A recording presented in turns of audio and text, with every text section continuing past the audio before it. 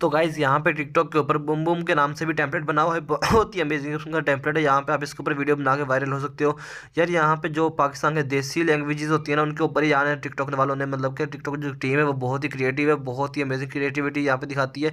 और यहाँ पे इन्होंने बूम बूम के ऊपर ही वीडियो बना चुकी है, और अभी इसके ऊपर बहुत कम वीडियोज़ बनी है। आप अभी वीडियो बना के वायरल हो सकते हो। तो बहुत आसान तरीका यार, आपने ट्राई दिस टेम्पलेट के ऊपर क्लिक कर लेना है। यहाँ पे आने के बाद आपने पिक्चर्स पे चले जाना है। यहाँ से आपने कोई 5 पिक्चर वो देख सकते हो, नीचे उन्होंने लिखा भी हुआ है, आपने कोई इस भी 5 पिक्चर्स को सिलेक्ट कर लेना है, ठीक है।